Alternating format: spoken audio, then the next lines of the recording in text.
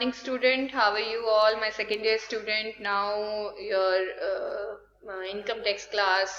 ठीक है, definitely now we start your income tax class. और पहले आपको आपके सौरभ सर ने पढ़ाया, but now he resigned from our college because of उनको बहुत अच्छी अपॉर्चुनिटी मिली है चंडीगढ़ यूनिवर्सिटी में, तो डेफिनेटली उनका जाना बनता था, पर कोई बात नहीं, हमने मिस भी करेंगे, बट डेफिनेटली सब्जेक्ट तो चलता ही रहेगा, तो उनके सब्जेक्ट को कंटिन्यू कर रही हूँ मैं, your company law teacher CS Nupur Arora. ठीक है, चलिए खैर, लास्ट क्लास में वी ऑलरेडी डिस्कस अबाउट था कि आपका कि किस तरीके से जो इनकम आपकी कहीं पर नहीं जाती है, that income will covered in the कि आपका अदर सोर्सेज, तो ये इनकम आपकी अदर सोर्स में जाती है, जिसमें we already discuss lots of income जो कि आपके अदर सोर्स में जाती है। वी ऑलरेडी डिस्कस कि आपका 12 इनकम, और ऐसा नहीं है कि केवल ये 12 इनकम ही यहाँ, क्योंकि ठीक है मैं सब चीजें नहीं बता सकती हूँ, तो मैंने तुम लोग को मोटा मोटा बताया कि ये 12 13 14 मतलब जितनी भी आपकी मतलब आपको बस ये जज करना है कि ये क्या इनकम सैलरी में जा रही है, क्या ये इनकम आपकी PGBP में जा रही है, क्या इनकम आपकी हाउस प्रॉपर्टी में जा रही है, क्या ये कैपिटल गेन है। अगर नहीं है तो आप उसको उस इनकम को उठाकर किस में डाल दो, आपका क्या कहते हैं अदर सोर्स में डाल दो। अब जैसे मैं आपको एग्जांपल देती हूँ, एनहांस कंपनसेशन क्या होता है नॉर्मली, जब interest on enhance compensation normally क्या होता है, जब कोई असट होती है, कैपिटल असट होती है, and that will acquire by the क्या आपका government for the in the compulsory acquisition scheme, तो sometime the government didn't pay the क्या आपका right actual value of the property, तो definitely the person file the suit on the government, and after that when the bargain between the क्या आपका government, and after that definitely he get the क्या आपका a very handsome amount after that compensation, वो जो compulsory acquisition में उसको compensation मिलता है, उसके बाद उसको additional compensation मिलता है, and sometime the government pay the क्या आपका amount the enhanced compensation। ठीक है, ठीक है, मतलब ना कि एक जो एक certain date होती है उसके बाद पे करती है, तो उसके बाद क्या होता है उसके ऊपर ना उनको इंटरेस्ट मिलता है, क्योंकि अगर द डिले डेफिनेटली ठीक है किसकी तरफ से हो रहा है, गवर्नमेंट की तरफ से हो रहा है, तो definitely government will pay the क्या आपका अमाउंट विद इंटरेस्ट, तो जब वो इंटरेस्ट क्या करेगा, पे करेगा, तो that will also covered under आपका अदर सोर्सेज। तो इस तरह से बहुत सारी ऐसी इनकम है जो अदर सोर्सेज में क्या होती है, आपकी कवर होती है। ठीक है, तो इसके साथ देखिए डिपॉजिट विद कंपनीज, बिल्कुल सही बात है, डिपॉजिट भी कंपनीज के जो होता है, कंपनी के साथ जो होता है वो भी किस में आता है, आपका अदर सोर्स में आता है, क्योंकि उसके ऊपर जो हमें इंटरेस्ट मिलता है वो definitely is covered under, it will covered under other sources. Interest on loan, income from undisclosed sources, बिल्कुल सही बात है, जैसे अभी आप डिमोनेटाइजेशन देख सकते हैं, तो अल्टीमेटली बहुत सारी ऐसी चीजें थी जो हमने उसका सोर्स ही डिस्क्लोज नहीं किया, तो वो हम किसके अंदर डाल देते, मैंने आपको बताया ना, दिस इज क्या आपका गार्बेज बॉक्स, कि जो जहां समझ नहीं आया वो हमने कहाँ पर डाल दिया, आपका अदर सोर्स के अंदर मेंशन कर दिया। या remuneration receive member of parliament, बिल्कुल सही बात है, देखिए normally the member of parliament get the salary from the क्या आपका पार्लियामेंट। ठीक है, तो ultimately definitely that salary will not covered under salary head, because of the member of parliament is not the employee of the क्या आपका parliament, they are the members of the क्या आपका parliament, तो definitely when they get the salary from the क्या आपका parliament, तो it will covered in the क्या आपका other sources, income from other sources. ठीक है, एग्जामिनर फीस, बिल्कुल, अब इसके लिए मैं आपको बता देती हूँ कि लास्ट फ्यू ईयर्स, ठीक है, I am going for the क्या आपका as general observer in the क्या आपका CS एग्जाम्स। ठीक है, तो अल्टीमेटली क्या होता है वहां पर जो क्या कहते हैं exam, I definitely I get the क्या आपका मनी, मुझे पैसा मिलता है उसके लिए जो मैं क्या कहते हैं एज अ जनरल ऑब्जर्वर वहां वर्क करती हूँ। ठीक है, तो उस केस में जो एग्जामिनर फीस होती है, ठीक है, वो मेरी अदर सोर्स का पार्ट बनती है। Interest from URPF is unrecognised provident fund, मैं आपको बता देती हूँ, normally we have 3 type of recognised provident fund. One is क्या आपका statutory provident fund which is made for the क्या आपका गवर्नमेंट एम्प्लॉय, सेकेंड इज क्या आपका recognised provident fund which is made for the क्या आपका employer who are more than 20 employee। ठीक है, और third is unrecognised provident fund. Unrecognised provident fund होता है जिसको इंटरेस्ट मिलता है, मतलब unrecognised provident fund employer who don't have the क्या आपका मतलब एम्प्लॉयर हु हैव द क्या आपका लेस देन 20 एम्प्लॉय, तो वो डेफिनेटली इफ दे क्या आपका मेक द क्या आपका प्रोविडेंट फंड, तो it will covered in the क्या आपका अनरिकॉग्नाइज प्रोविडेंट फंड, एंड जो उसके ऊपर when the employee get the क्या आपका इंटरेस्ट ऑन द क्या आपका URPF, तो it will covered in the it will taxable in the क्या आपका इनकम फ्रॉम अदर सोर्सेज। ठीक है,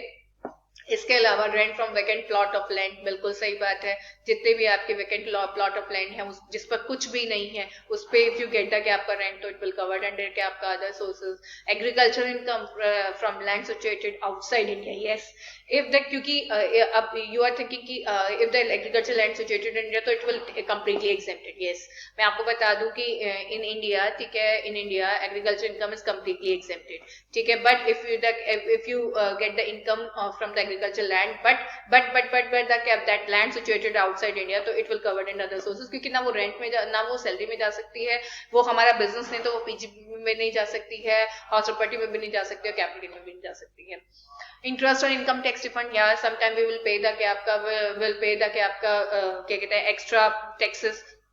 तो when the government pay the क्या आपका taxes, ठीक है, with the, तो definitely it will pay with the क्या आपका interest, income from royalty not taxed in the business or profession, guarantee commission to directors, director commission for underwriting shares, gratuity received by a director not as an employee, ठीक है। इसके अलावा क्या कहते हैं आपकी इन्होंने ये मतलब दैट ऑल द क्या आपका इनकम, ठीक है, जो अभी तक हम लोगों ने 20-25 इनकम पढ़ी है, ये सब इनकम फ्रॉम अदर सोर्स में क्या होती है आपकी टैक्सेबल होती है। And my total concern is कि मैं आप लोगों को केवल एक ही चीज ही बताना चाहूंगी कि ultimately you should not only मतलब रिजिड विद द कि आपका दीज इनकम, अगर आपको कोई भी ऐसी इनकम लगती है जो अल्टीमेटली आपको लगता है कि it will covered in the कि आपका इनकम फ्रॉम अदर सोर्स, तो आप उसको वहां पर डालें, क्योंकि मैं तो आपको लिमिटेड इनकम बता दूंगी, बट अल्टीमेटली उसको जज करना, मैंने आपको जज करने का तरीका बता दिया कि जो सैलरी नहीं है, जो आपका क्या कहते हैं पीजीबीपी नहीं है, जो आपका कैपिटल गेन नहीं है, और जो आपका हाउस प्रॉपर्टी नहीं है, तो it will covered in the आपका अदर सोर्सेस, ठीक है। चलिए खैर, अब इसके बाद क्या होता है exempted income, some time some income which is क्या कहते हैं आपका कवर्ड अंडर, मतलब it can be covered in the आपका other sources but it will be exempted, वो क्या हो जाती है आपकी एग्जेम्प्ट हो जाती है, जैसे 12 ईयर नेशनल सेविंग, यस जो हमारे एनएससी होती है, नेशनल सेविंग एनुअल सर्टिफिकेट, ठीक है, ट्रेजरी सेविंग रिपोर्ट, क्योंकि ये इनकम है बट एग्जैक्टली इसको गवर्नमेंट ने सम स्कीम्स के अंदर क्या कर रखा है आपका एग्जेम्प्ट कर रखा है, post office cash certificate, national plan saving certificate, post office national saving certificate, post office saving certificate, post office cumulative time deposit, ये सब, ठीक है ना। इसके अलावा एग्जेम्प्टेड इनकम में scheme of fix deposit covered by government saving certificate, ठीक है, scheme of fix deposit covered by post office rule, ठीक है, मतलब ये सब इनकम जो कि आपकी जा सकती थी किसके अंदर क्या कहते हैं अदर सोर्स के अंदर, वो इन्होंने किसके अंदर क्या कर दिया आपकी मैं एग्जेम्प्ट कर दी, और जिसमें आप एंट्री डालेंगे बट आप नीचे लिखेंगे it will be exempted according to the क्या आपका act. Interest payable by public company registered in India with the main objective of providing long-term finance for the purchase or construction of the residential houses, NRI bonds, बिल्कुल सही बात है। इसके अलावा आपकी 9.25% tax free क्या आपका बॉन्ड इशूड बाय द क्या आपका रूरल इलेक्ट्रिफिकेशन, बिल्कुल आरईसी कॉर्पोरेशन, ठीक है। ये बल्कि एक बात मैं आपको बता दूं, ये एक तरह की ये टैक्स प्लानिंग है कि whenever you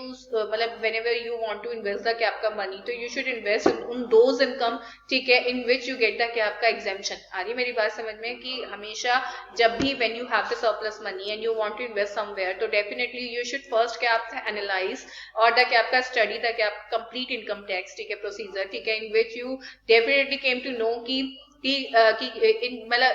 in this scheme, ठीक है, if I invest it तो definitely I'll get the exemption, if I invest in this scheme, ठीक है, तो definitely, ठीक है, I don't have the क्या आपका I never receive the क्या आपका exemption, तो first you have to study the क्या आपका the complete income tax, ठीक है, and then after, ठीक है, यू कैन क्या आपका मेंशन था क्या आप कि ये एग्जेम्प्ट है और ये एग्जेम्प्ट नहीं है, ठीक है ना। And interest on gold deposit क्या आपका bonds issued by under the आपका gold deposit scheme notified by the CG, and interest on bond issued by local authority notified by the CG. चलिए खैर, इसके साथ ही वी शुड क्या कहते हैं over our class, and now आई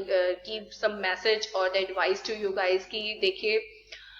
ये जो इनकम टैक्स है इज वेरी इंपॉर्टेंट, और इम्पॉर्टेंट के साथ साथ ये एक स्कोरिंग सब्जेक्ट भी आप लोगों के लिए, तो जिसमें आपके सौरभ सर भी आपको बता चुके होंगे, and we already on the क्या आपका द लास्ट ऑफ क्या आपका सेकंड यूनिट, ठीक है। तो मैं अल्टीमेटली आपको यही बोलूंगी कि आप लोग तैयारी करना शुरू करें, क्योंकि अगर आपको क्लासेस में ही अच्छा पढ़ाया जाता है तो आप लोगों को ट्यूशन की जरूरत नहीं पड़ती है,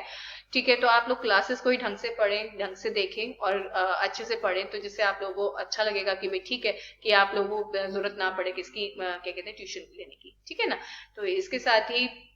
हम लोग क्लास ओवर करते हैं। और एक चीज और, please stay at home, don't go outside from your house without any reason, because of you know very well the corona spread over everywhere, तो don't need, ठीक है ना? Okay, bye guys, take care.